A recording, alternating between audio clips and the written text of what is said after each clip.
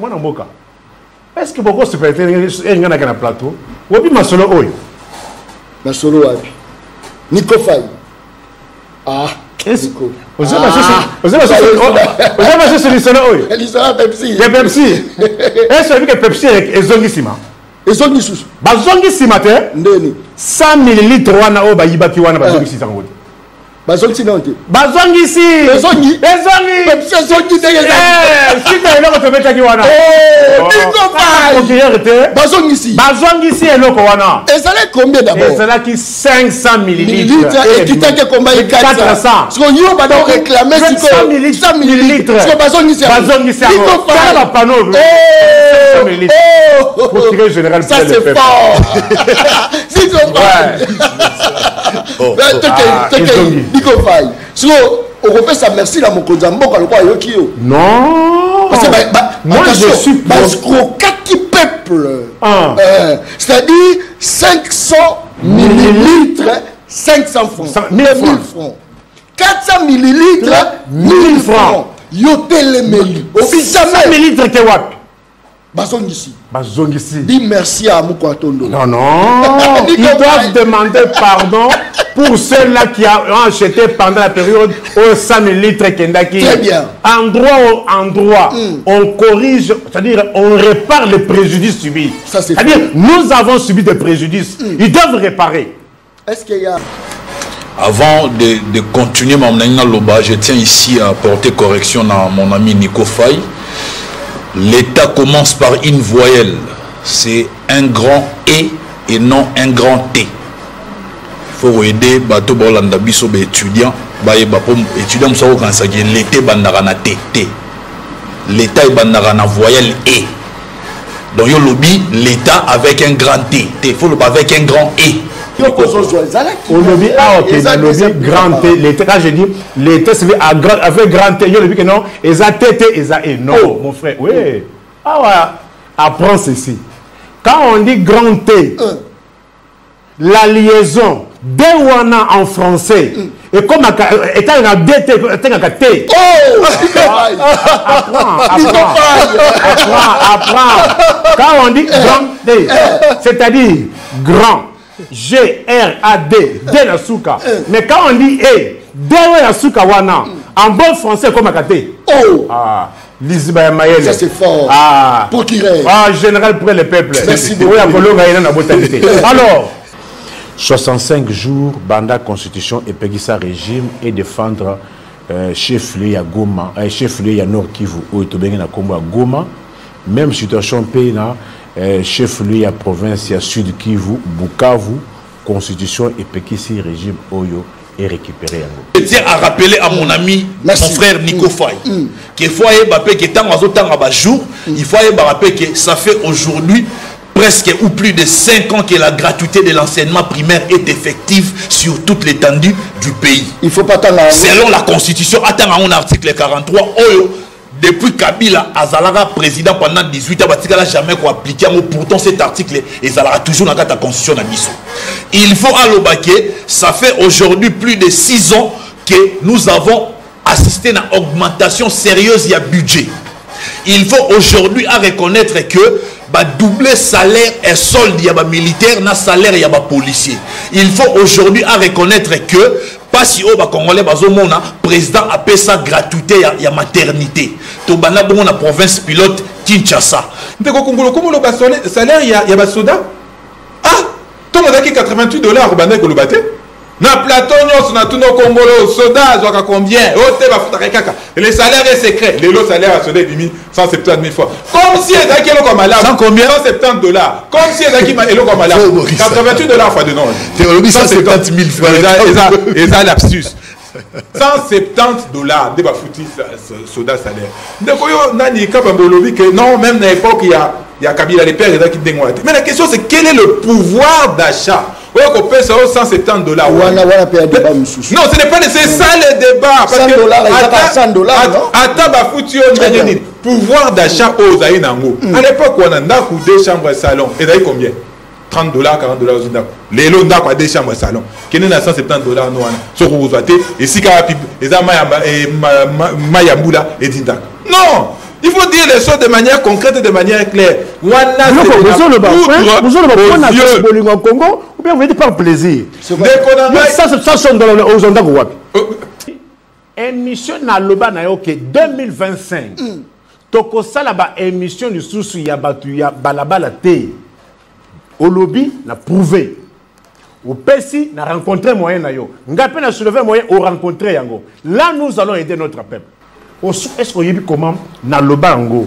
Vous voulez qu'on fasse les éloges au Judith et son excellence et consort? Est-ce que Judith a la culture occidentale? Est-ce que placé à quoi en Belgique? À ça mona nous avons sens contraire dans le boulevard. Hier, Judith, placé à quoi? Là où il a passé plus de temps. Non, maman Judith, c'est pas Judith. On dirait moi si non. On respecte la femme. Écoute, c'est pas normal. Merci beaucoup. Là, dans les États, là où on paye les gens. Toi, tu es Kamalaris. Toi, tu as vu des gens qui disent non, Maïma der Kamalaris dans les États. Toi, tu as vu Ségolène Royal, dit que des gens disent que non, maman Ségolène Royal. Tu as vu que non, maman Martine Aubry, là où on paye les chômeurs. Attention. Là où on paye. Là où la vidéo, merci maman Olive. Maman Olive. Toi, tu as vu ça. Montre-moi ça. Montre-moi ça. Non, montre-moi ça. Montre-moi ça. Très bien. Mais ici, je tiens à dire à l'opinion. Bateau Nyon Sobolingaba komisa liwa ya fiston Kabe à loi récupération politique. Pour s'attaquer à la première ministre, son excellence Judith Suminwa, baebake, ba spéculation na bango et conduire bango devant les instances, devant les juridictions compétentes. Pourquoi je l'ai dit? Pourquoi je l'ai dit? Pourquoi je l'ai dit? Rapidement. Pourquoi je l'ai dit? Communiquer à la police de l'Andi Yango, ba lobby qui ba enquête est en cours pour ba déterminer ba responsabilité. Alors, j'aimerais savoir, est-ce que gouvernement ya Judith Suminwa oyo eye ezo travailler pour na social ya ba congolais mutu ya bongo akoki coordonner baboma agent ya police routière parce que ça la musala na ye, ça ne ressemble pas à la première ministre Judith Suminwa.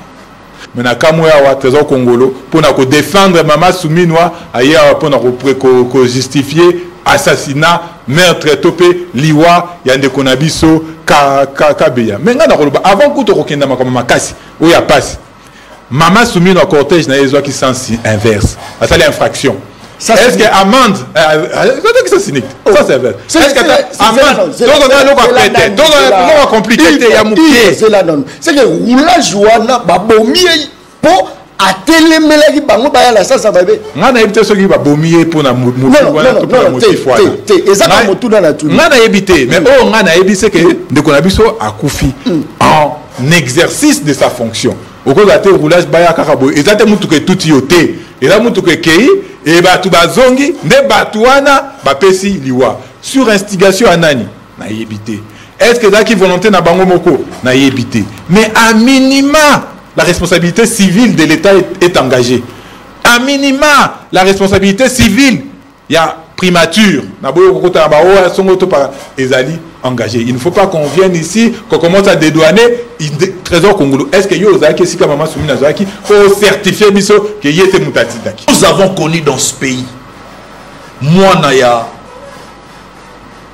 président de l'Assemblée de l'époque, à ça l'accident, tout à Moutoumouta Koufa. Nous avons connu dans ce pays un ancien gouverneur cité dans l'assassinat. Il y a un député provincial, Boteti, Nasuka Nango. Il a été innocenté. Mais pourquoi? Et comme il tourne, il y a première ministre Judith Suminwa, Batoubana va préjuger, parce que ça va condamner, nous justice et l'obité. Est-ce que Ekokani? Bon, il y a pour nous connaître la bateau. Oh! Non, on se pose la question. Est-ce que nous connaissons la bateau? Pour foutre la bateau, pour foutre la bateau, arrêtez. Arrêtez. Tu dossier. Nico. Chana mutu na bino. Tocha pena mutu na biso. Ngai diriger, ngai gouverner. Nazali na responsabilité. Oh. Ba oyo bali na responsabilité, bali banani, bali ba gouvernant. Oh, Nico Faye. Bali ba gouvernant. Oyo ba manipulaka mbongo na yo. Oyo ba manipulaka mbongo na ye. Oyo ba manipulaka mbongo na biso. Impôt, taxe, redevance, nyonso toyebi wana bazwa kango pona ko sécuriser biso. Le problème sécuritaire dans la partie Est est bandi avec l'actuel président et Banda Bandakala. Lui, il a venu pour trouver solution. Quelle est la solution que le chef d'État veut trouver? Une solution durable et une solution une bonne fois pour toutes. Parce qu'ici, nous faisons face à un pays qui veut prendre nos territoires et il utilise nos propres frères congolais pour la sale besogne. Vous avez quelqu'un comme Nanga qui n'a pas de revendications claires, qui travaille pour le Rwandais. Dites-moi, ce qui est à Rwanda, Nanga, Naba Kabila. Pourquoi alors Paul Kagame s'est retrouvé en face de Félix Antoine Tshisekedi de Chilombo na Doha? De Konanga Congo a évité que le processus est séparé, notamment le processus à Luanda, le processus à Nairobi. Et si le processus à Luanda, ils ont regroupé les groupes armés, les groupes rebelles. Et si le processus à Luanda, ils ont regroupé les États, notamment le problème entre RDC et Rwanda sur la question. Particulièrement, il y a la FDLR. Ce qui est bien, nous au comprendre en côté, au maîtriser en côté, on a une confusion. Les Cambodges, vous allez recourir à l'article 63 de la Constitution, dont on dit que tous ont des devoirs et obligations à défendre le territoire. Donc, Félix Tshisekedi a dit foule. Tant à l'obaki kuna que binobo banga sous-souté, bobunda sous-souté pour des lopins de terre. Et à Sende Kokoma, Mabele Nabiso, où le PC autorisation, Namoui Mungunda Rwanda, à Kota Namboka Nabiso, à Kanga, 2 provinces Mobimba, à Wanakisasa, silence radio. Et si Kawapi, 8000 Congolais Bakoufaki, 8000 Congolais, à Tabakitisa drapoté, pour le Bako, l'acceptation, à Signamatanga. Attends 1 minute de silence, Yapamba, Basalate. L'histoire se répète. Je t'avais dit non? Lélo. Parce que bango balingaka te makambo basaka na butu eye bana bomba mabe balobaki keno bakuta na Kagame kaka na lola doa ezaki na lola. Oh, Nico Faye. Doa ezaki na lola. Oh, la distraction échappatoire. Réponds à la question. Je te pose la question. Et aujourd'hui ils ont commencé à rencontrer les M23. Vrai ou faux? Ils ont commencé déjà. Nico, non, arrête, Nico Faye. Voilà comment on vous trompe. On leur a dit. Vous voulez qu'on négocie? Allez dire clairement que non, nous allons négocier. Tu n'es pas suivi de Salama? Bon, dans mon à part bonjour, et là, à part bonjour, nous sommes qu'ils vous disent si aujourd'hui, la délégation de Kinshasa n'a pas accepté de rencontrer la délégation du M23. Qu'ils disent cela s'il est sincère. Mais est-ce que Nico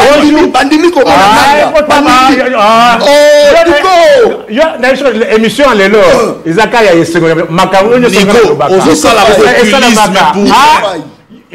na lobana ok makamu songa na lobaka et ça la na les degrés qu'a atteint la crise aujourd'hui, les degrés atteints par la crise aujourd'hui, et il y a des situations similaires na oya FDL. Je parle sous réserve d'un élément M23 arrêté par les FARDC Ouazalendo à Walika, les centres.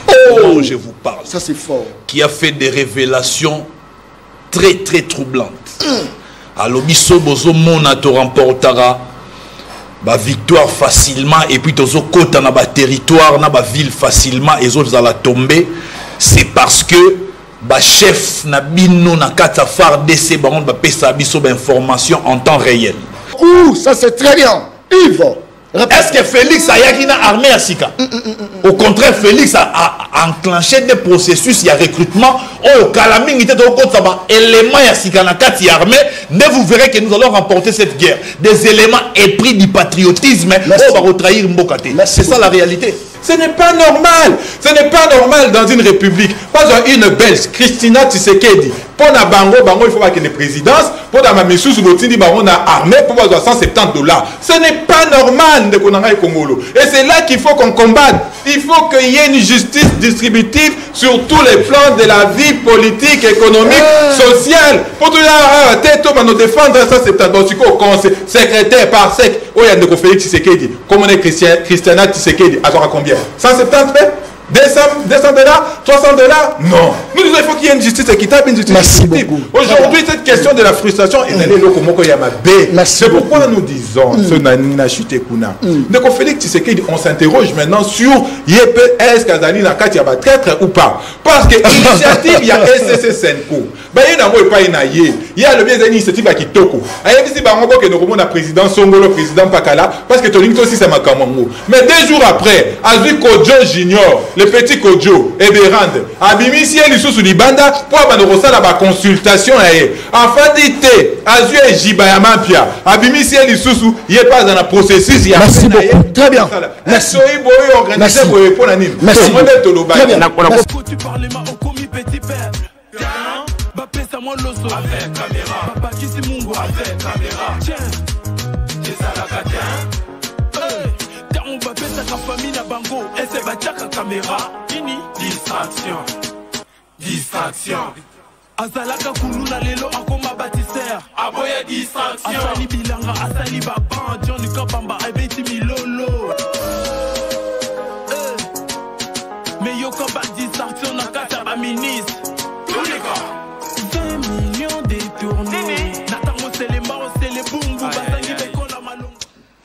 Très bien. Mokolo Elamo Nabino Balandia une très grande émission na dimension ya continent d'Asie, émission Nangai, émission na yo, émission ya population congolaise en général. Merci beaucoup pour la confiance au Beaux-Arts au PESA. Bakoloba John Aza professionnel me balanda kaye. Balobi ke John eza courage mute commissaire place Azali. Maza fan Nangai alanda Nangai azaro critiquer na page mais soko talina elobeli ya John Kabamba. Ça c'est très bien. Nandimi nyonso naza maele te mais naza courageux mais toza ko bunda pour la Congo ba courageux ba gagner. Bato mayele ba échouer ba courageux ba kota partout talaza ko talanga lobi John na bandi lisusu émission de la rue émission ya balabala émission ya balabala esili ko banda bande ko anga yebisa mama kota yebisi pe mama s'abonner rapidement pour ceux qui couraient Kei Tolanda John en direct. Il y a le peuple parle dans YouTube, ça c'est très bien. Merci beaucoup. Je crois que tension RDC Rwanda, Kigali accuse Kinshasa de préparer une attaque ezali lisolo tokobeta mokolo malelo na kati ya plateau et émission. Le peuple parle, ça c'est très bien. La conférence épiscopale nationale du Congo et l'église du Christ au Congo poursuivre leur plaidoyer diplomatique en faveur de la paix en République démocratique du Congo. Ils appellent Isolo Toromeka Kobeta Mokolo Malelo. 3 jours après avoir démissionné de son parti politique, l'Action des démocrates, l'ancien gouverneur d'Issankourou, Joseph Stéphane Moukoumadi, a officiellement rejoint la rébellion. On dirait commis, Bato Belé Bazo rejoindre la rébellion. Bato Belé Bazo rejoindre la rébellion. On ne sait pas pourquoi, juste parce que bateau bazaï ba rebelle à Kalandé ba commis ba ministre à l'élo yango bateau tout ba commis ko rejoindre rébellion to nini eza masolo to komeka benda kobeta mokolo malelo na katia plateau et émission Le Peuple parle. 13 civils égorgés par le milicien Mobondo à Bagata, Bagate Zala Kwilu, je crois qu'ils appellent Isolo Tokobeta Mokolo Malelo. Consultation, Ezako Salama, Bazako Yamba, Bato, Toyo qui déjà quelques membres ya FCC, les Bayamba qui bango, est-ce que Batinda qui bango et pas ya Mwana Congo, Joseph Kabila Kabange Toté, 3 personnes dans Katia Plateau et émission Le Peuple parle. Soko Zakamoto, attention, Wakamoto ya Lukukuma, Wakamoto ya ABC. C'est le moment des zappés. Naboyi, au piqué, la crise, liboso ya TV. Naboyi, tous à la 3 personnes. 3 personnes, on a tous à la Nani.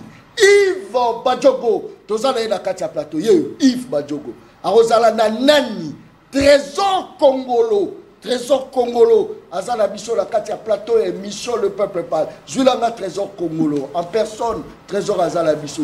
En personne, je crois que concentration est à ma case. Au moni, ba émission, ezaka nemona bituma, ba box, na ba judo. Eza nemona balete. Eza nemona ba kué ko beta ma pour intérêt à peuple. Talaza ko talanga bi John ka professionnel, tenga auto solo là, il n'a pas que la professionnel. Ça c'est très bien. Bandeko ngai. Tozala Nico Faye à la plateau, en personne, Nico Faye. Je crois que débat mon collègue vous allez pesa moi boy. Papa mora benga John nalina koma kasi mais on a rechaka bato pouvoir da débat opposition mais baza la pouvoir bazolia kitoko ce que tozani na sani. Sani. Et bien le peuple parle. S'abonner rapidement.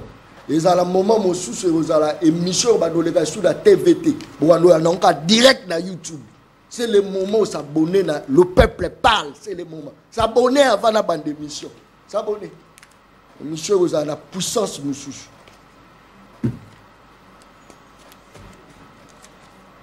Nico Faye.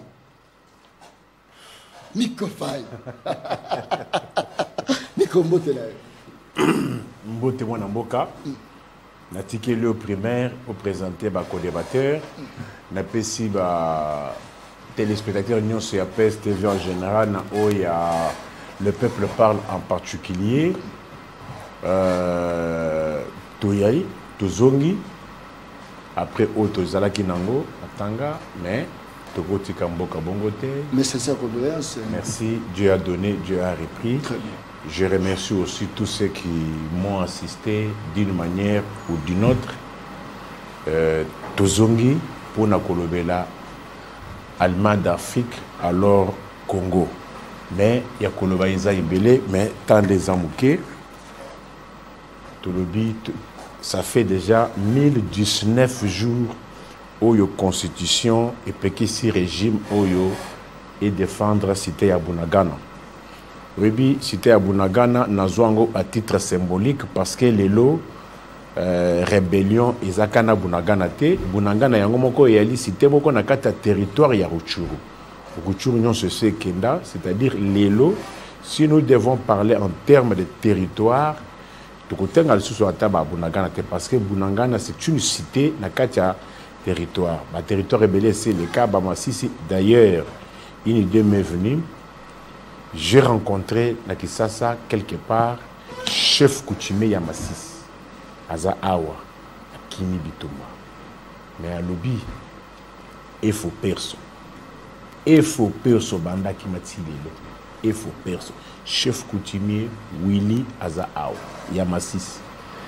65 jours banda constitution et Pegisa régime et défendre chef-lieu à Goma, chef-lieu à Nord Kivu ou Tobengé na Kombo à Goma. Même situation pays na chef-lieu à province à Sud Kivu, Bukavu, constitution et Pekisi régime Oyo est récupéré. Tant on rappelle à Congolais en général, tout ça qu'on rappelle groupe à battu Nico Faye. Nali qu'on rappelle ba Congolais en général et en particulier ba Oyo bandima pour ba défendre ba Congolais. C'est là. Ba ville yotangi na ba territoire o ba botoli eza faiblesse ya ba congolais nyonso en général to yozo ko attribuer on pa bandani niko to tcha na mutu na bocha na mutu na bino to tcha pe na mutu na biso ngai diriger ngai gouverner nazali na responsabilité te oh ba oyo bali na responsabilité bali banani Bali ba gouvernant. Oh, Nico Faye. Bali ba gouvernant.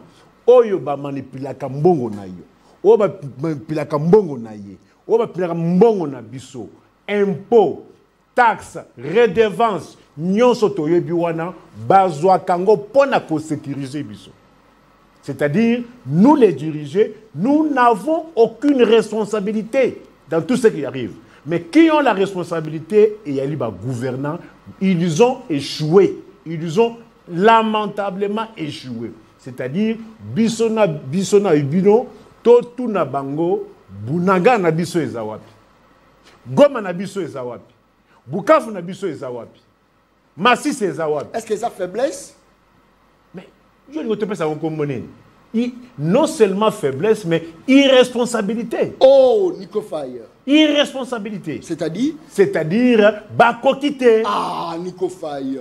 Lorsque la Constitution est européenne, ça, na baimboka, ba défendre ma belé na bangu. Est-ce que et parler na ba dirigeant na ba diriger?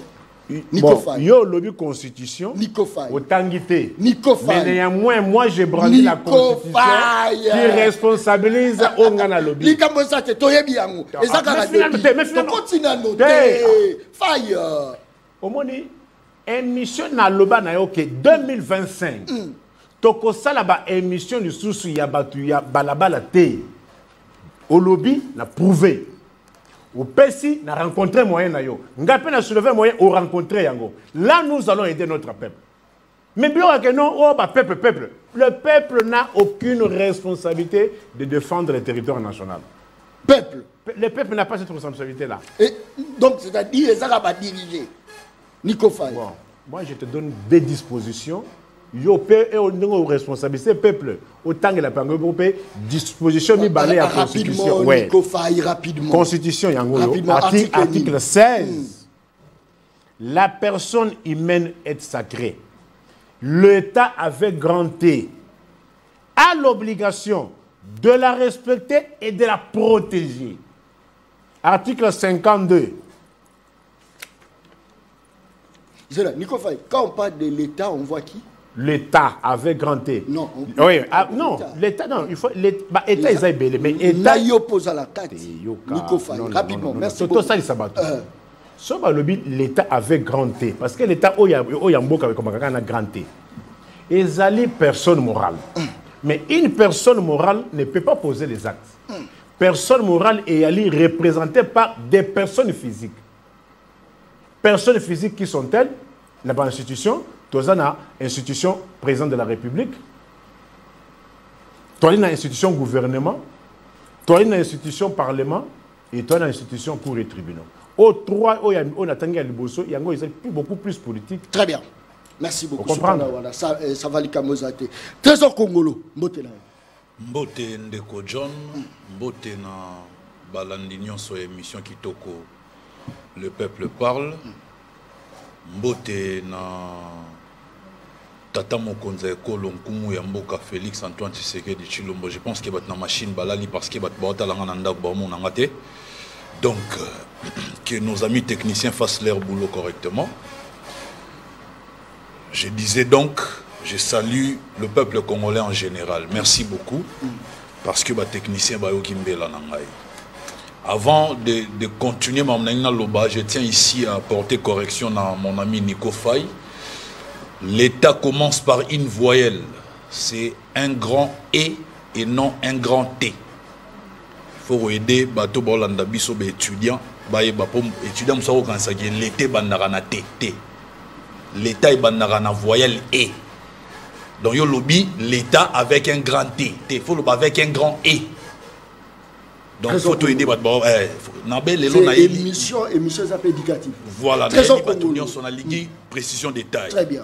Alors, avant de commencer, je tiens d'abord à présenter mes sincères condoléances à la famille de notre agent, il y a police, il y a circulation routière, na Kombo, il y a Fiston Kabea. Oyo à perdre Vinaye, tozo zela bongo résultat ya banquette. Mais ici, je tiens à dire à l'opinion. Bateau Nyon Sobao Lingaba komisa liwa ya Fiston Kabea loi récupération politique. Pour s'attaquer à la première ministre, son excellence Judith Souminois, baye bake, ba spéculation na bango et go conduire bango devant les instances, devant les juridictions compétentes. Pourquoi je l'ai dit? Pourquoi je l'ai dit? Pourquoi je l'ai dit? Rapidement. Pourquoi je l'ai dit? Communiquer à la police Toylandi yango, ba lobby que ba enquête est en cours pour déterminer ma responsabilité.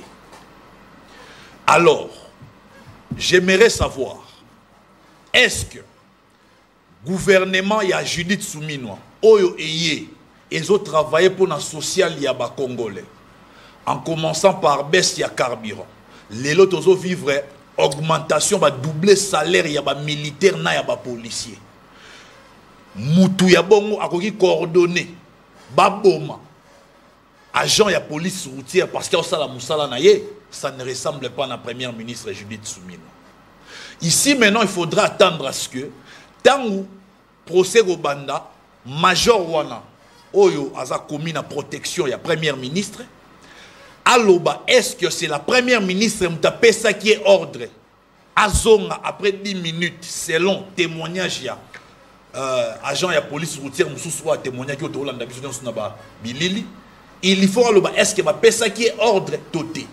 Nous avons connu dans ce pays moi na ya président de l'Assemblée de l'époque, à ça l'accident, tout à mouta koufa. Suite nous avons connu dans ce pays un ancien gouverneur cité dans l'assassinat. Il y a un député provincial, Boteti. Nasuka Nango, il a été innocenté. Mais pourquoi, et comme il tourne, il y a première ministre Judith Souminois, Batoubana va préjuger, Batouessi va condamner, Nanou justice et lobby. Est-ce que Ekokani exemple mais bilo corriger. Mais comment se fait-il vrai ou faux? Cortège ya maman s'il vous plaît. Vrai ou faux cortège il y a premier ministre bomi roulage vrai ou faux? Faux. Natouni. Faux. Ils ont des policiers, ils ont cortège. Ils ont des policiers. Il y a les cas qui, des policiers, l'État et Tchabango pour protéger le premier ministre. Ils ont dépendre de la police, ils vont dépendre de la première ministre. Non, dans logique. Mon collègue comme la yo, Trésor. Ne m'appelle pas Trésor comme rapidement. Ok. Il faut aller à l'Oba. Il y a pas la lobby boy. Batu oyo bana responsabilité sur ba policier ou ba assurer la protection à officiel ya mboka eza bango moko la police. Parce que aujourd'hui cette police peut autorité à police ba repé sa ordre que non bolongwana garde place totinda gibino ba policier on a ba rotosa. Donc ne dites pas ici que maman Judith Souminois première ministre ne muta pesi ordre que major wana azonga pour ba kende go beta policier Fiston Kabea, ça c'est faux. Alors il y a un là résultat de l'enquête au Ekobima, merci beaucoup. Très bien.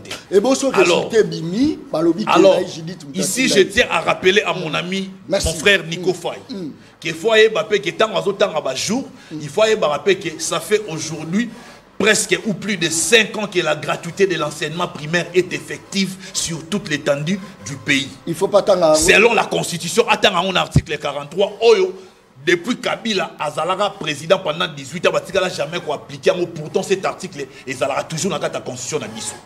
Il faut à l'Obaké, ça fait aujourd'hui plus de 6 ans que nous avons assisté à une augmentation sérieuse du budget. Il faut aujourd'hui à reconnaître que doubler salaire et solde yaba militaire na salaire yaba policier. Il faut aujourd'hui à reconnaître que pas si au Congolais bazomona président a payé sa gratuité ya maternité. To bana bon na province pilote Kinshasa. Il faut reconnaître tout ça avant de faire des élucubrations au Asaliawa. Et surtout, le problème sécuritaire dans la partie Est est bandi avec l'actuel président et Bandakala. Lui, il est venu pour trouver solution. Quelle est la solution que les chefs d'État avaient trouvée? Une solution durable et une solution une bonne fois pour toutes. Parce que ici, nous faisons face à un pays qui veut prendre nos territoires et il utilise nos propres frères congolais pour la sale besogne. Vous avez quelqu'un comme Nanga qui n'a pas de revendications claires, qui travaille pour le Rwandais. Dites-moi, Soki Eza Rwanda Temutana Simaya Nanga Naba Kabila, pourquoi alors Paul Kagame s'est retrouvé en face de Félix Antoine Tshisekedi de Chilombo na Doha? Parce qu'il y a le Barakénon, problème, il y a insécurité dans l'Est, problème où il y a des Congolais. Il y a Azana, si il y a M23. Mais qu'est-ce qu'il est allé faire dans Doha? En médiation, il y a Émir, il y a Qatar, face à Félix Tshisekedi, ceux qui a sa responsabilité. Et a compris son erreur, il tient mordicus à ce que le gouvernement puisse négocier avec les M23 comme quoi et dédouaner. Et vous avez assisté à la sortie médiatique, il y a un ancien président Yamboka Nabiso qui a dédouané les Rwandais et a dit que les revendications à M23, il y a des revendications à prendre au sérieux. Ici, j'ai sur ce plateau, Mouto a défendra. Kabila na famille naye, il doit nous expliquer sortie médiatique d'un ancien président. Est-ce que est violé par texte légaux? Est-ce que aujourd'hui nous pouvons confirmer que Joseph Kabila est derrière la rébellion? Il y a AFCM 23, vrai ou faux? Parce que moi j'ai des éléments. Merci je beaucoup. pense qu'il y a un deuxième temps d'antenne. Je vais tout déballer sur ce plateau. Merci. Ezaka Debi à Pamba, mais chaleur est vraiment ma casse. Ezaka Debi à Pamba, ça c'est très bien. Ivan Patoko, Mbote Nayo. Mbote, merci mingi pour l'invitation. Na pesi Mbote na bandeko na ngai ya Bunagana, ya Kishishe, ya Kiwanja, ya Rumbangabo, ya Masisi, ya Walikale, ya Bukavu, ya Goma, ya Niragongo, ya Minembwe, ya Plateau de Bateke, ya Kwamut, et si kawapi l'État ya abandonna bango. Ndenge ndeko Niko Fayalobi que responsabilité régalienne ya ko protéger les citoyens et d'aller dévolu dans l'État, kasi na robakise pe que chaque individu peut tous a na droit, tous a na obligation conformément à l'article 63 et que tout Congolais a le droit et le devoir sacré de défendre le pays et son intégrité territoriale face à une menace ou à une agression extérieure. Donc, tout Congolais. Tout Congolais. À l'exception de Congolais, mon côté. Tolobi que d'abord, ils ont une responsabilité régalienne. Il y a l'État. Mais Congolais, ils ont devoir, ils ont responsabilité. Ils ont défendre. Ils ont défendre dit pourquoi pour défendre les citoyens, les concitoyens. Mais tant qu'on a aucun de Congolais, voilà, c'est tout le problème. Le problème est là en entier. Donc, dès qu'on a Congolais, éviter que le processus est séparé, notamment le processus à Luanda, le processus à Nairobi. Et si il y a un processus à Luanda, ils ont qui regrouper les groupes armés, les groupes rebelles. Et si il y a un processus à Luanda, ils ont qui regrouper les États, notamment le problème entre RDC et Rwanda sur la question. Particulièrement, il y a FDLR. Ce qui au yébina nous bilo koanate, au comprendre en côté, au maîtriser en côté, on a confusion. Parce que espérer que tant Paul Kagame a kena doa kuna, akobanda ko se justifier sur la question à M23T. Il y a ko kende kuna, akolinga ko justifier makamune ya ba FDLR, akozongi sabino kaka ndenge de ko Félix Tshisekedi. Ayebisa ki na ba président ya EAC que ba M23 bazali ba Congolais, bazali makamba ba Rwandais, bazali ba Pantante, mais bazali ba Congolais. Mais les kambo tozali nango a recourir à l'article 63 de la Constitution, dont le but que tozana a devoir et obligation ya ko défendre le territoire na biso. Donc Félix Tshisekedi a boka kango na foule. Tant à lobaki kuna que binobo banga esusute, bobunda esute pour des lopins de terre. Et à Sende Kokoma, Mabele Nabiso, où le PC autorisation, Namui Mungunda Rwanda, à Kota Namboka Nabiso, à Kanga, 2 provinces Mobimba, à Wanakisasa, silence radio. Et Sikawapi, 8000 Congolais Bakoufaki, 8000 Congolais, à Tabakitisa drapoté. Polo ba kolaksetu na sinya matanga ata une minute de silence ya pamba basalate mena kamoya wa trésor congolo pour na ko défendre mama Souminwa aya pour na ko justifier assassinat meurtre topé liwa ya ndeko na biso kabeya menga na koloba avant kuto kokenda makama makasi oya passe mama Souminwa cortège na yezo qui sens inverse ça c'est infraction. Est-ce que amende ça c'est cynique. Ça c'est vrai. Est-ce que amende tout on a l'eau pété, tout on a compliqué ya mukie. C'est que roulage wana ba bomier po atelemela ki bango ba ya la ça babe. Ngana éviter ceux qui va bomier pour na motu wana to pour na motif wana. Ezaka motu na tout. Ngana éviter mais oh ngana éviter que ndeko na biso akufi en exercice de sa fonction. Au cours de la roulage baya karabo ezate mutu ke tout yoté. Et là mutu ke kei et batu bazongi nde batuana bapesi liwa sur instigation à nani na yebité. Est-ce que ça qui volonté na bango moko na yebité. Mais à minima la responsabilité civile de l'État est engagée. À minima la responsabilité civile il y a primature, engagé. Il ne faut pas qu'on vienne ici, qu'on commence à dédouaner Trésor Congolo. Est-ce que yo ozaki si maman soumina zaki pour certifier biso que yete mutatidaki. Personne n'était là. Yé mutazaki wana tozo zela. Mais la justice est dans malade. Na tunyelo kwa mukete. Contravention routière. Bala kisabiso primature, ala kisabiso contravention, quittance, il y a banque et la kisi ke ba futaki pour bazoki sens inverse. Comment ça va biloko amike? Parce que ceux qui na biloko amike tozo kukate, bon na biloko amnen. Nana bomba chéribe okende. Oh, mon tout nana quoi. C'est souci d'accord. Voilà Congo. Ah c'est ça qui a mis Dembiki, a mis Betty Massassi, c'était quoi le contexte? Nana Boma d'Afrique là, camarade nanga parti. Nana Boma défa au Paluku. Nana Bomi Jires Manzana. Oh 6 mois les lois Azaka Nanda kwa Malide. Arrêtons de nous embêter, la justice est malade. On sait comment ça va commencer, on sait comment ça va s'arrêter. Biso makamwana to sito message nango to ebi que la République est dans la rue. La République est dans la rue. Aucun automobiliste au monde a droit aux sens inverses. Aucun. Et bon, boni cortège à Mama Soumina. Et Bandi n'a été, et Souksipé n'a été, Deko Félix Tshisekedi, Mama Souminoa, président et Assemblée nationale, président de l'Assemblée provinciale, ministre Songolo Bango, Nyos, Tongo, Midi Poka, Violaka, sens interdit. Aujourd'hui, j'espère que vous payez ça Bisso Maele. Ceux qui payent Bisso Maele, parce que le nom Natongo, Namonjiba, Namoni Lissousou, un autre cortège, Nabamota, Bazu Lissousou, sans Nix. Nous sommes dans une république bananière. Oh, l'État Zalité. Oh, l'État Zalité, Namouté Maté, Moutoua Koufi, Bandeko Kongolo, Oli Atato Fan dans la Limemia.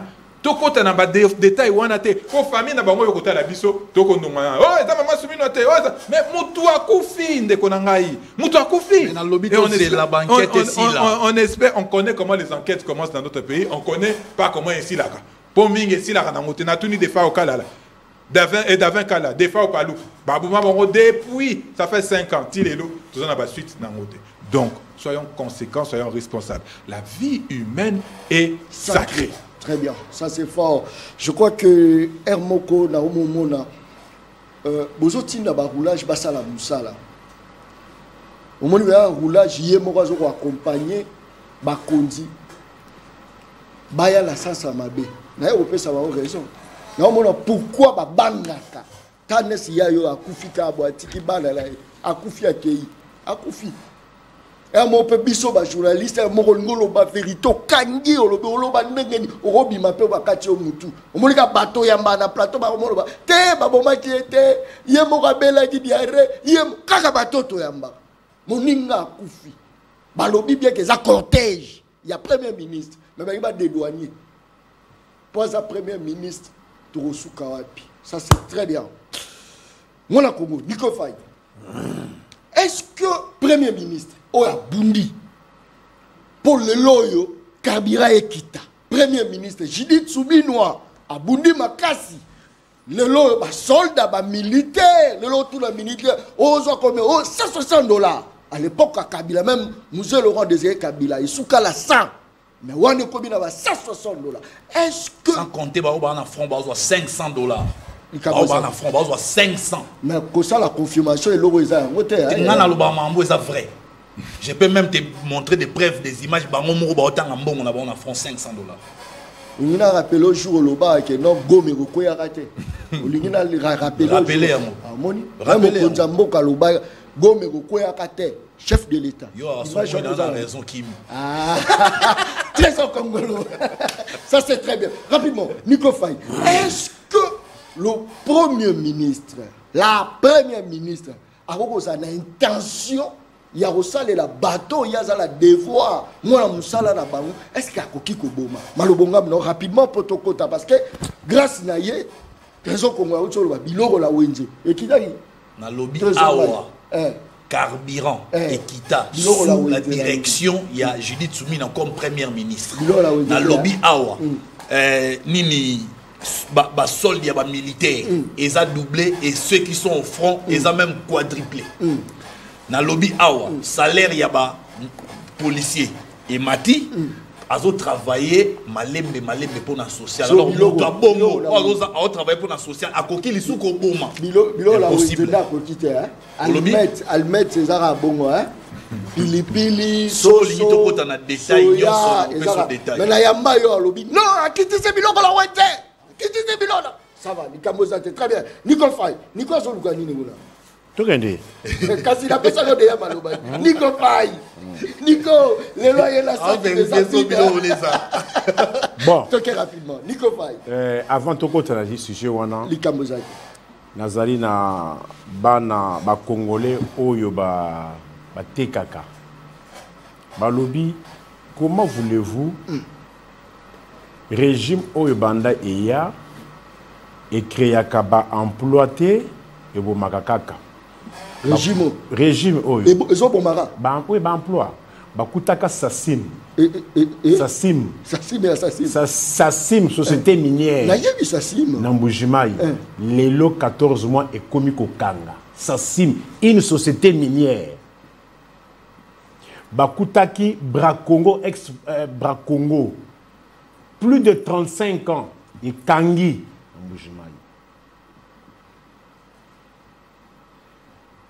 Mais Bazali ko débrouillé na Kinshasa, ils sont en ordre avec l'autorité municipale. Mais comment un ministre de l'environnement, tout autour, surtout dans la victoire Matongé, baye ko buka biloko nyonso wana, tout autour il y a école Monseigneur Moké wana babuki.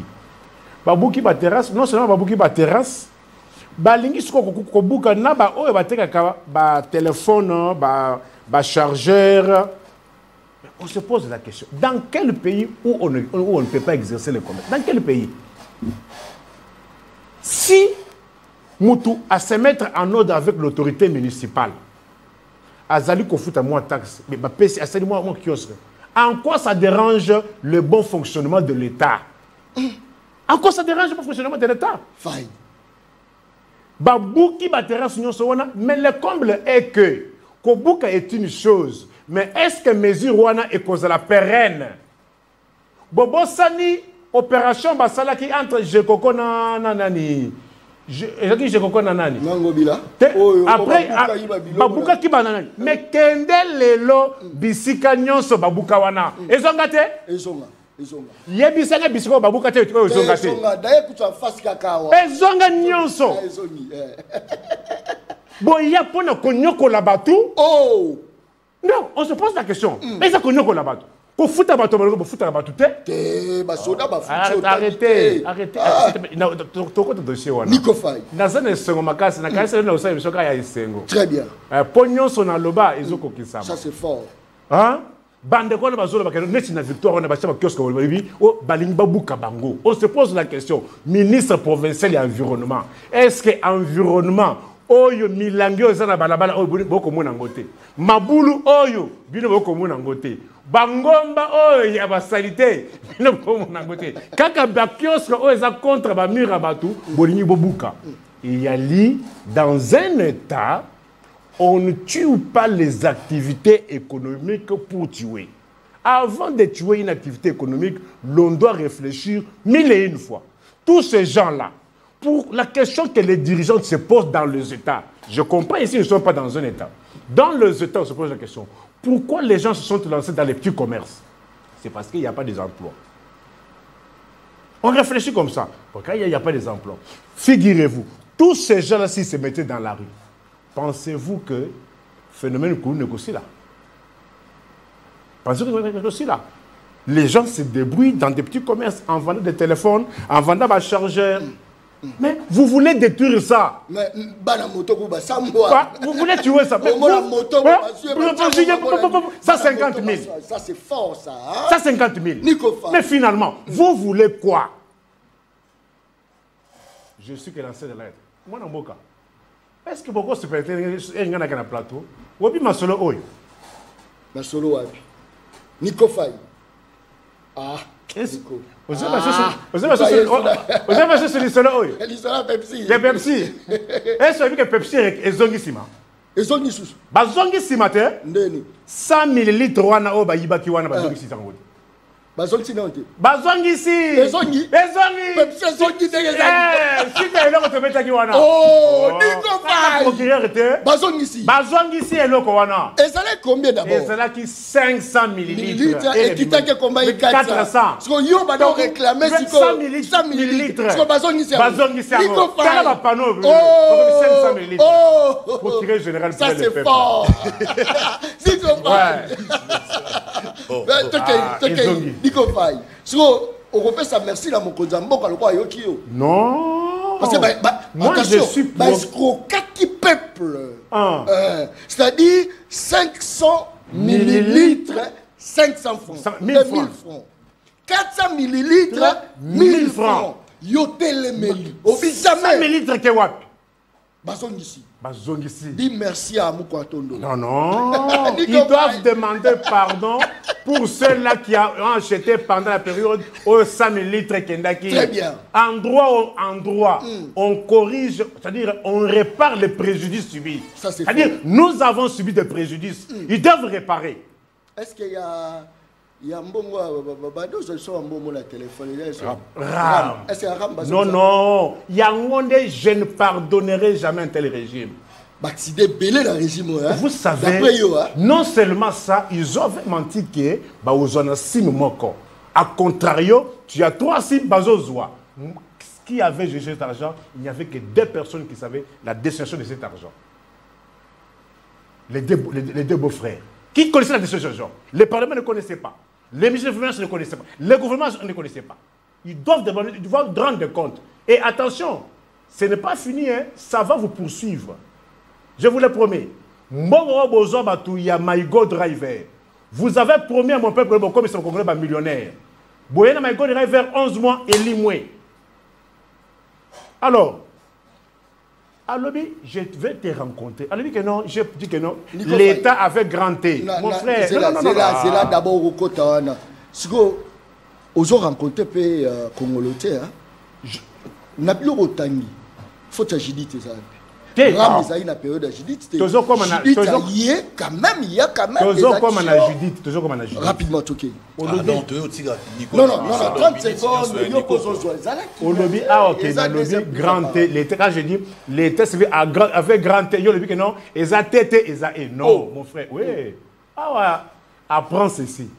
Quand on dit grand T, la liaison d'Ewana en français, et comme étant un DT, oh,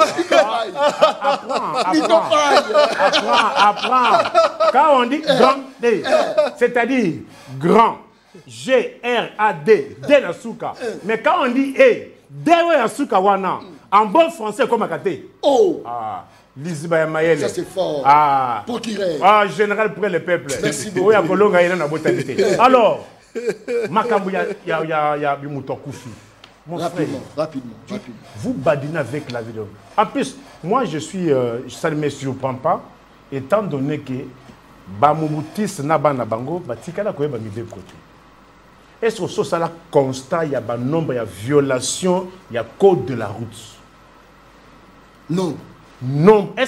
Qui peut se mettre même à comptabiliser? Voilà comment ils sont embrouillés ici dans la circulation alternée. C'est-à-dire, circulation alternée, et il y a créé un embouteillage sens normal. Est-ce que vous savez comment, dans le Bango, vous voulez qu'on fasse des éloges au Judith et son excellence et consort? Est-ce que Judith a la culture occidentale? Est-ce que, placé à quoi en Belgique, à ça, mon sens contraire dans le boulevard? Hier, Judith, placé à quoi? Là où il a passé plus de temps. Non, maman Judith, c'est pas Judith. On dirait moi si non, on respecte la femme. Écoute, merci beaucoup. Là, dans les États, là où on paye les gens, toi, tu as vu les gens qui disent non, Maïma der Kamalaris dans les États. Toi, tu as vu Ségolène Royal dit que les gens disent non, maman Ségolène Royal. Tu as vu que non, maman Martine Aubry, là où on paye les chômeurs, là où on paye. Merci maman Olive. Maman Olive. Toi, tu as déjà vu ça. Montre-moi ça. Montre-moi ça. Non, montre-moi ça. Montre-moi ça. Très bien. Trésor Congolo. Est-ce que beaucoup Yabunagana, Goma, Bukavu, Walikali. Est-ce que ça fait partie d'une compétence? Il y a bino batuboza pour gérer biso, mais bozo ko kosela batu nyonso do. Et ça likamba Congo, il faut boza attitude de prière, il faut boza pour justifier une compétence na bino. Malobonga muna. OK. Eza résultat, il y a infiltration consacrée par l'imposteur Joseph Kabila. Oh! Joseph Kabila a facilité l'infiltration. Je parle sous réserve d'un élément M23 arrêté par les FARDC Ouazalendo à Walika, les centres. Oh! Au moment où je vous parle. Ça c'est fort. Qui a fait des révélations très très troublantes. À l'obiso bozo mona to remportera ba victoire facilement et puis tozo kota na ba territoire na ba ville facilement et autres alla tomber. C'est parce que ba chef na bino na kata FARDC ba on ba pesa biso ba information en temps réel. Ba pesa biso na stratégie au ba FARDC ba employer sur terrain comme ça ils ont permettre biso to changer système de jeu na biso to attaquer bango. To tcharabateni à FARDC pour te tromper ba Wazalendo, to la tarabateni à Wazalendo pour te tromper ba FARDC. Donc aujourd'hui, difficulté tozanango et ça que nous avons une armée infiltrée jusqu'à la moelle épinière. Une armée laissée par Joseph Kabila. Héritage ya FARDC auto on a bango ça héritage auto zui na régime ya Kabila avec les mixages et les brassages. C'est une réalité aujourd'hui. Et puis je vous dirais que nazo sepela na ba soldats oyo baza ko abandonner ba minduki na bateni bazo kima devant ennemi parce que ça ba traître bazo laksa biso vrai visage na bango. C'est comme dans la Bible. Soro tangi na livre ya Juge.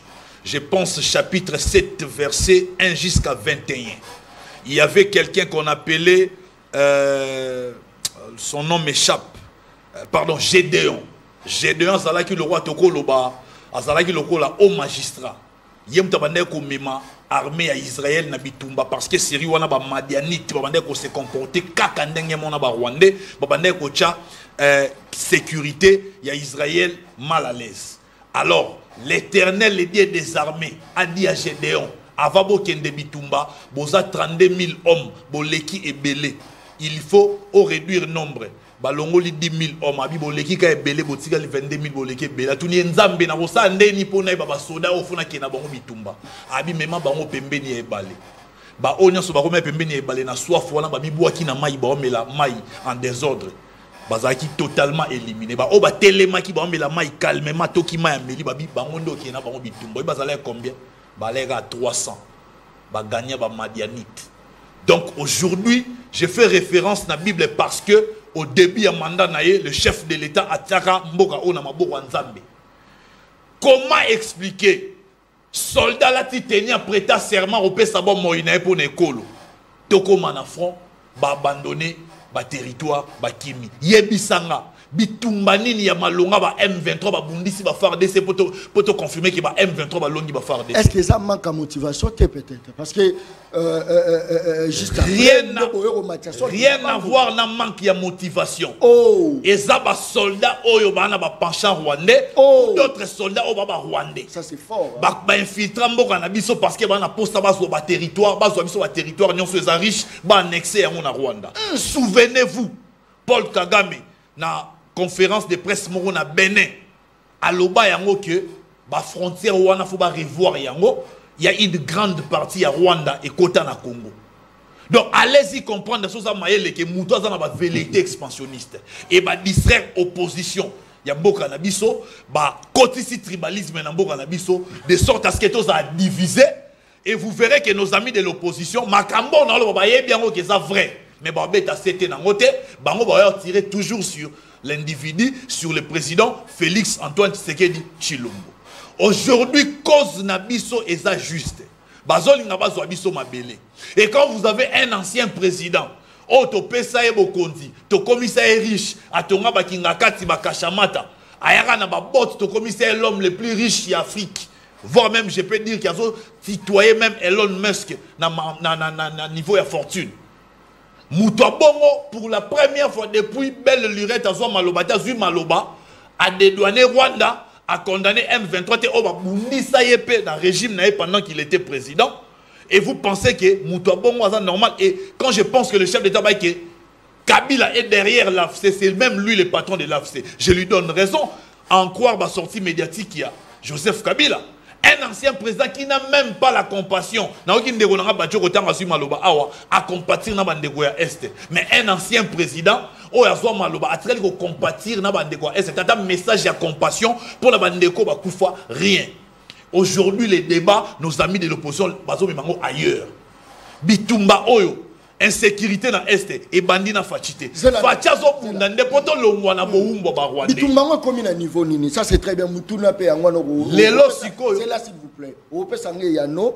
Mais qu'est-ce qui fait que Batebele bazo rejoindre les rébellions? Rex Kazadi a rejoindre. Ancien gouverneur Yassan Kourou officiellement a rejoindre les rébellions. Ni ne sa ko sala que bande ko nyonso ba rejoindre rébellion. Ni ne sa ko sala. Ni peut sa ko sala que bato ba sala motiver te ba yoka discours na binote pona koya ko soutenir mok en fait que mok gagner guerre. Malobonga banani bazoka discours na bisote. Na bayino na banani non, le bato bazoyoka te banani. Rex Kazadi. Parce qu'aujourd'hui les rébellions non. Le peuple, je ne parle pas des individus. Aujourd'hui, le peuple est mobilisé derrière le chef de l'État. Le peuple a remis la mécanisme encore. Souvenez-vous, lors des élections, au Fayoul avait échoué lamentablement. Naïbi Sarayo et Loko et Pesaka, Félix a 73%.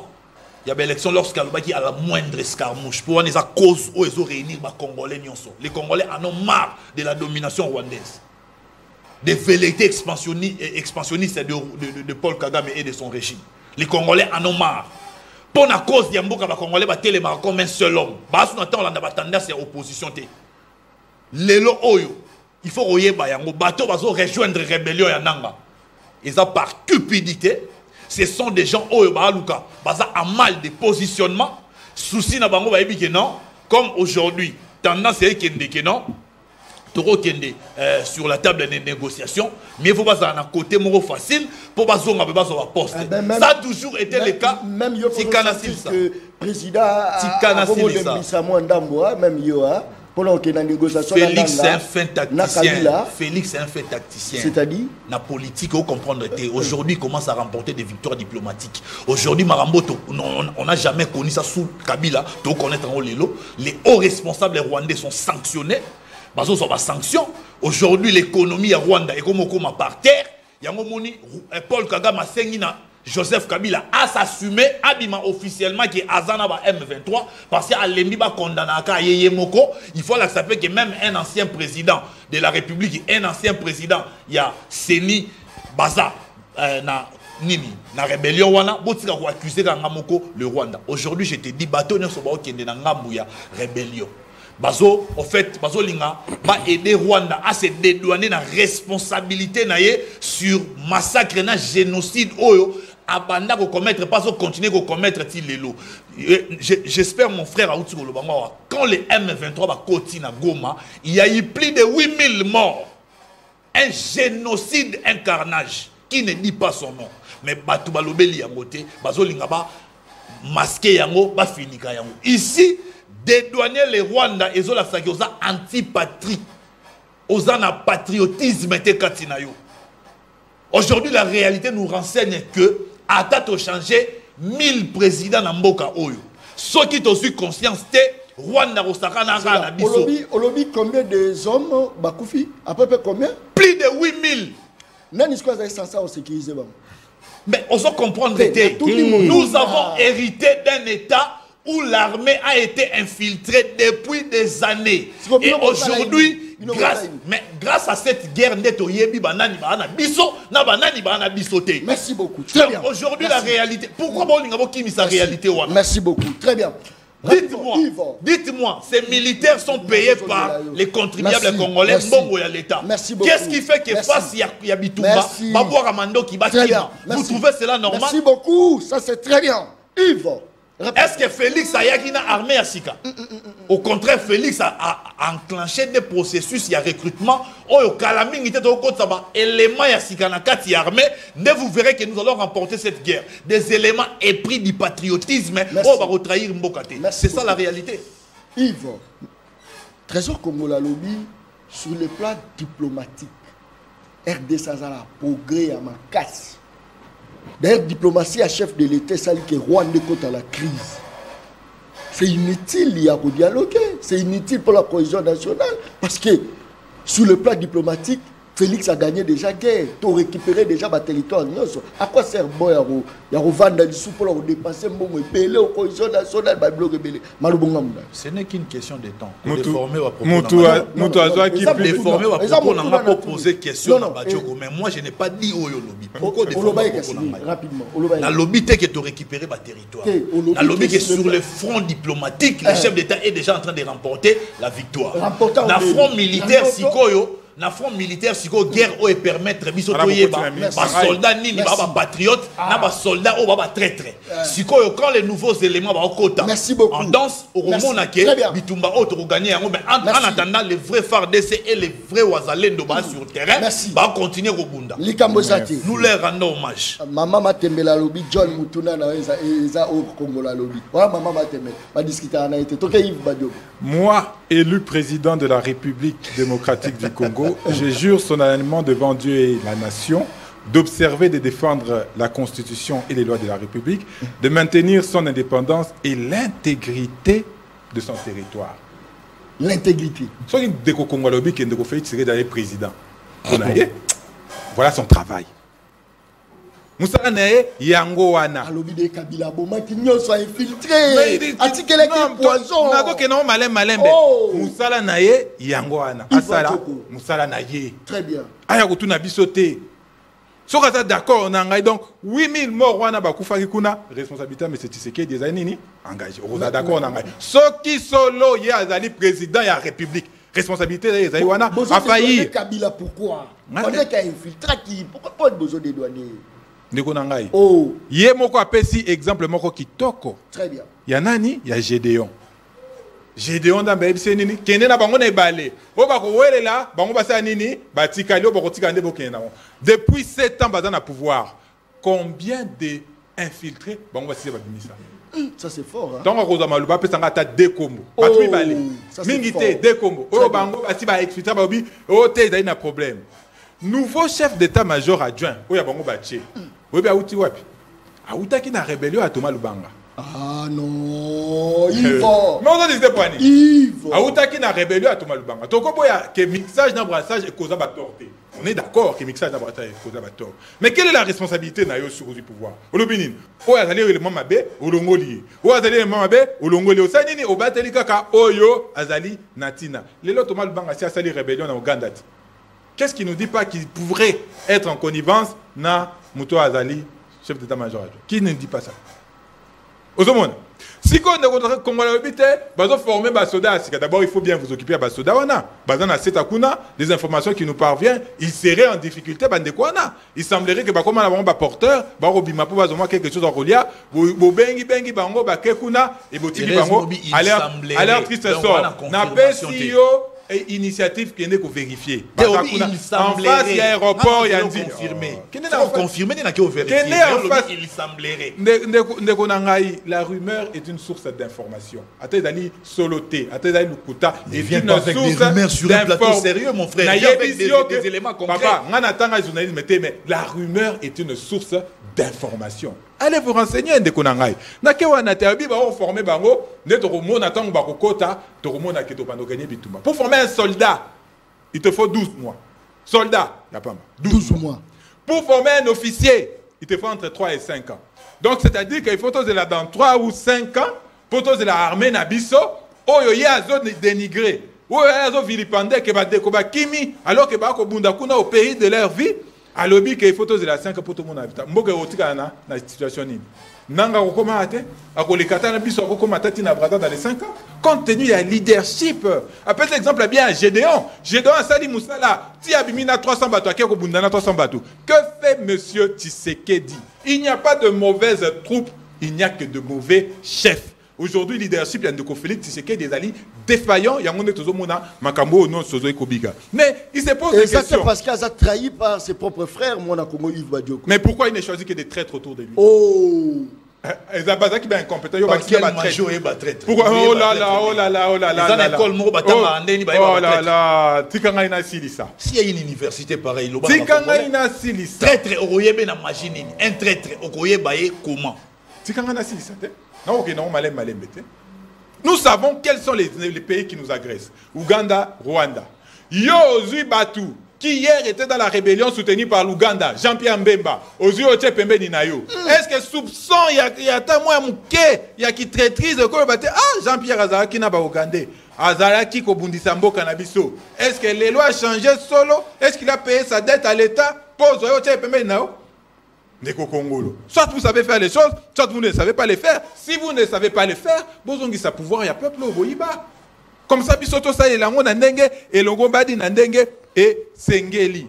Non, il y a pas ça sur pouvoir. Oh papa. Ndego na bino. Boyebi. Soyi toyiba. Nani appelle ça biswango. Po ezaka na maboko na bisote. Muto lelo boko mo sangana na ye, faut pas banana ko silikela ye. Faut banana ko silikela muto bolo ba appelle ça biso pouvoir. Pour nani ye bo condamner été. Maloba eza mboka na ngai. Pour na moment na soki pouvoir ezaki ya bino faka pesa bino. Mais bo silikela kayete. Bozo silikela muto a bénéficier soit disant de bolo baka. Bo banana ko silikela muto a pesa. Boyina ndeye. Soki muto ayibi eloko aye ko pesa yo to atekeli okomi reseller. Vous êtes tous au même niveau. Kasi bo silikela la payer. C'est quand on s'interroge sur la question de la traîtrise. Tant que Félix Tshisekedi à remettre en question la frontière Nabiso en disant que frontière est nation natinate, l'open de terre natinate et ascender au coma pays Nabiso, territoire Nabiso. Pourquoi yo aux autres traités de traités? Pourquoi aux autres on a Kabamisusu mais yé non, on l'excuse. Hier, Azali Roi Soleil, on ne peut pas être touché, on ne peut pas se poser des questions sur l'attitude, sur Makamu Oyo, Azali Kosala, na Mikolo Ezo. Ndeko Kongolo, comment le salaire, il y a Basoda? Ah, Tomazaki $88 au Bandai Kolobate? Na plateau, on a tout nos Congolo, soda, zoaka combien? Oh, te ba kaka. Le salaire est secret. Le lot salaire a sonné 170 000 fois. Comme si Ezaki est comme malade. Sans combien? $170. Comme si Ezaki est comme malade. $88 fois de non. Théologie 170 000 fois. Eza lapsus. $170 de ba fouti soda salaire. Donc yo nani kabambolobi que non, même à l'époque il y a Kabila les pères qui dengoate. Mais la question c'est quel est le pouvoir d'achat? Oui, on paie ça $170. Non, ce n'est pas c'est ça le débat. Parce $100, il y a $100, non? Pouvoir d'achat aux Aïnango. À l'époque, on a deux chambres et salon. Et d'ailleurs, combien? $30, $40 aux Ndako. Les lots Ndako à deux chambres et salon. Qui est à $170, nous, vous avez et si Karapi, et Mayambula et Dindako. Non! Il faut dire les choses de manière concrète et de manière claire. Wana, c'est de la poudre aux yeux. Congo, ou bien vous voulez par plaisir. Ça, c'est $100 aux Ondago. Ndekonangai, comme la lobby à Wake, il y a un soldat, il y a Nanga à lobby que Joseph Kabila a adopté sa bango, instruction, mailler les nyos, barossa, pour na rozambo. Mais c'est ça, non? Dans le lobby bongote. Non, c'est pour la traîtrise, non? Dans le lobby boye. Dans le lobby, il y a les hauts officiers au sein de nos FRDC. On va faire ça bango tactique. Système nion sur FRDC ou utilisé. Bango permettre bango va changer ma stratégie. Je suis d'accord avec toi pour une fois dans le plateau, on est d'accord na yo. Si koyo, quand il s'appelle Mokonzi, Oya Soda Wana, Nanga. Alors, en 2018, Tshisekedi a gagné ma ponamité. Ce qu'on dit, Soda Moulongo, mon continent Nanga. Pour vous appeler d'accord, Nanga, que Makamunanga le biais solo, ne ko Félix Allo ma ponamité, Bachaki Endewana Kotia, pour na deal na bango basalaki. On est d'accord. On est en frustration dans le putain. On a soda Moulongo, c'est bien. On a chef de loup. Pour la Moussoussou, frustration. Non, de Konanga. La République aujourd'hui est dans la. Après Koboto les carrés miniers, mais pourquoi Koboto les carrés miniers sont zaïe? Pourquoi Koboto là? D'abord, cette définition d'amour, Alliance des frustrés du Congo. Alliance des frustrés du Congo. Ce n'est pas normal. Donc, Moutonio sera rejoindre AFC à côté de l'Alliance des frustrés du Congo. Ce n'est pas normal dans une république. Toko Takanaba, frustré, Babo Tamaka et Belé. Ce n'est pas normal. Ce n'est pas normal dans une république. Pas une Belge, Christina Tshisekedi. Pour na bango, il faut qu'il y ait une présidence. Pour na mamisou Soubotini, on a armé pour avoir $170. Ce n'est pas normal de Konanga Congolo. Et c'est là qu'il faut qu'on combatte. Il faut qu'il y ait une justice distributive sur tous les plans de la vie politique, économique, sociale. Pour tout ça, nous défendre $170. Secrétaire par sec. Oh, il y a un Félix Tshisekedi. Comment est Christiana Tshisekedi? À combien? 170 paix? $200, $300? Non. Nous disons qu'il faut qu'il y ait une justice équitable, une justice distributive. Aujourd'hui, cette question de la frustration est allée là. C'est pourquoi nous disons, ce Nachute Kuna, de Félix Tshisekedi, on s'interroge maintenant sur est-ce qu'Azali n'a qu'à y traître ou pas. Parce que l'initiative, il y a SCC Senko. Il y a le bien des initiatives à Kitoko. Il y a le président Songolo, président Pakala, parce que Tolinto aussi, c'est ma camongo. Mais 2 jours après, Azu Kodjo Junior, le petit Kodjo, Eberand, Abimisi et Lissou Libanda, pour avoir la consultation, afin d'être Azu et Jibayama Pia, Abimisi et Lissou, il n'y a pas dans le processus. Merci beaucoup, très bien. Merci. Merci. Il y a un modèle Toloba qui, pour finir, si M. Félix Tshisekedi persiste à entraver la cohésion nationale, il y a mis à la place qu'il faut, puis la République va s'occuper de tout le monde conformément à l'article 64. Nikofai, démarche, il y a SCC, il y a 5 ans, n'est-ce pas que problème l'élo? Il faut qu'on vende ça, Martin Fayou, qu'on vende ça, Jama Kaboun, qu'on vende ça, Nani Moussouana, bateau, pilier. Qu'on vende ça bango pour leur retrouver solution. N'est-ce pas que le problème est allé Martin Fayou, Jama Kaboun, ceux qui va vendre, va retrouver solution, n'est-ce pas, mon Congo? Bon, il y a un aspect qu'on a soulevé ici. Il y a frustration. À reconnaître que pour Botolaki, il dit confiscation. De quel droit? Si vous estimez que non, Nanga c'est frustré, mettez-vous en tête qu'il y a beaucoup de frustrés. Il y en a beaucoup. Beaucoup. Et Nikofa, il y a je te le cite. Oh. Même moi-même, je suis frustré. Moi aussi, je suis frustré. Il y a frustration peut-être pour la poste. Mais écoute, frustration dans il y a confiscation et bloc à battre. Les lots, il y a M. Dadi Zonzo et Soso. Responsable, il y a M. Richard Munganga. Propriétaire, il y a le pango numéro 3, avenue Kingangala, quartier Mbangu, commune Angaliema. Un certain Patrick Tshisekedi, en réalité, il n'est pas Patrick Tshisekedi, mais il est de la famille. À Beti Mutu Oyo, Babeti Wapi, torture et salami Wapi, na auditorat de garnison Yangaliema. Bala lycée qu'on a 7 jours. Est-ce que ma preuve est ma preuve, il y a un dossier RMP. Yoka suite à dossier. Bala lycée n'a boloko 7 jours. On dénonce, on les relâche avec introduction à comme on a le pangoté depuis le 25 juin 2024. Tilelo. Il y a eu une plainte au parquet général à Gombe. Magistrat instructeur, il a instruit. Les actes de procédure ont été lancés. Mandat d'amener les PG à Gombe à bloquer. Famille Tshisekedi. Tu peux me dire? Je te dis, je cite, je répète. Nico. Dadin Zonzo. Plaignant contre un certain Patrick Ilunga de la famille Tshisekedi. Dossier porté plainte. On a bloqué depuis le mois de juin 2024. Les messieurs ne savent pas. Comme on a le pango. Comme il commande des marches pour pas changer mes candidats le pango. Solution. Non, non, parce que pour lui, s'il est si en disant que Nanga est frustré pour une confiscation, c'est un motif valable. C'est ça qu'il veut lui dire, non? Mais voici d'autres frustrations à Kinshasa. Le pango parce que je n'ai pas dit que frustration c'est un motif valable. Je dis ceci. Mais lorsqu'on porte l'affaire devant la justice et que vous manipulez la justice, Tu peux me donner la raison pour un cas pareil. Qu'on a manipulé la justice. J'ai dit ceci, le dossier est bloqué au parquet général Yagombe.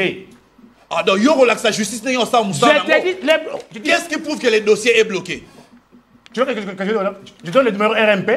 Mais j'ai dit, qu'est-ce qui prouve que ça est bloqué? C'est bloqué parce qu'on a instruit, on a convoqué le monsieur. Il ne s'est jamais présenté, on a signé les mandats d'amener et le PG a bloqué. Vous avez tous les pièces à conviction au Europe. Mais je te l'ai dit, non?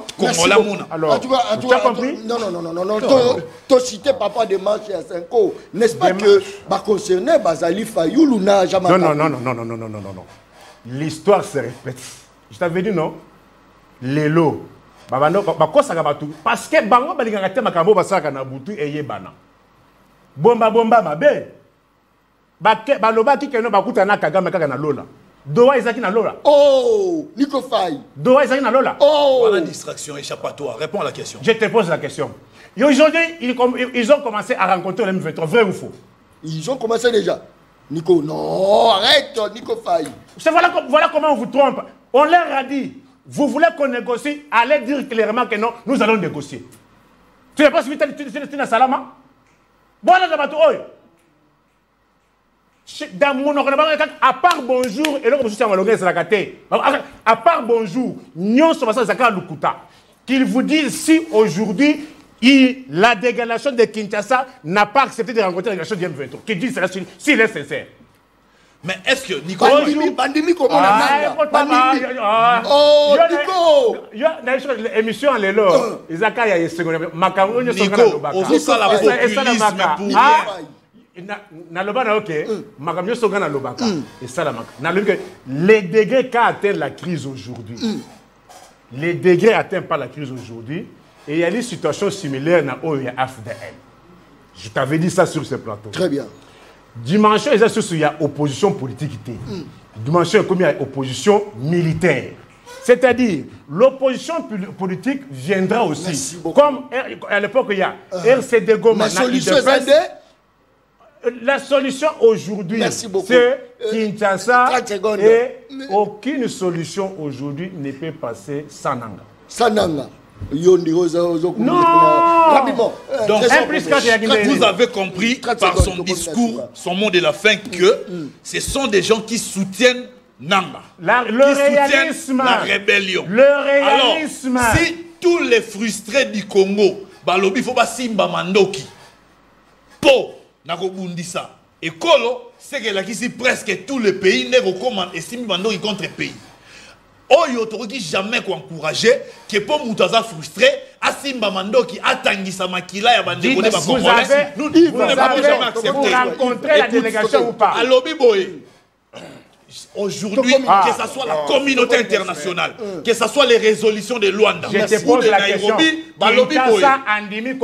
faut d'abord que Kinshasa ayoka nanu merci beaucoup ayoka merci s'il vous plaît alors tokoki jamais s'entêter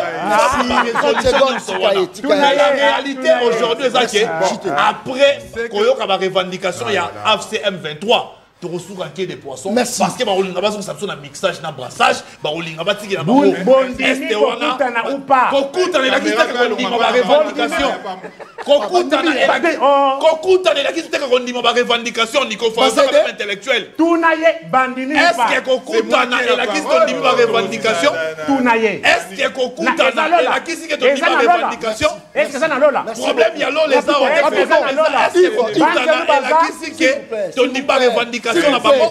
Rapidement. Il va parler, je laisse la parole. Parce qu'on crie qu'on a raison. Il ne faut pas faire l'erreur de Félix en pensant que la discussion à M23 na Rwanda et apporter solution à la crise Yambo Kanabiso. Crise des âmes multiformes. Tu as la crise au niveau, il y a question sécuritaire, tu as la crise au niveau politique, tu as la crise au niveau humain, tu as la crise sur les questions électorale, la crise est multiforme. Ceux qui pensent à l'erreur, ils ont un problème. Ceux qui ont besoin de poste, ne toquez pas petit Kojo et Beranda Yambi Bisso, tozu ba poste. Mais nous disons que ça ne va pas donner apporter la situation au problème des Congolais. Il est fondamental qu'il y ait un processus à Kinshasa et si Karapi ba évêque ya SSC na Senko, ba ko Kamba Bisso, ba ko Kumba Bisso. Jamais. Si processus soit d'accord na. Merci beaucoup. Très bien. Nico Faye bandimi nanga. Andi maloba. Merci beaucoup. Est-ce que la sila lobaka émission ngeza baleine baliaka ye na mokolo moko te baliaka baleine ndambo bo s'abonner la chaîne YouTube Le Peuple Parle TV officielle pour rejoindre ma continuité tokutani mokolo ezoya merci et bye. Daron bako tu parles ma okomi petit peuple. Bapé ça moi l'osso avec caméra. Papa qui si mungu avec caméra. Tiens. C'est ça la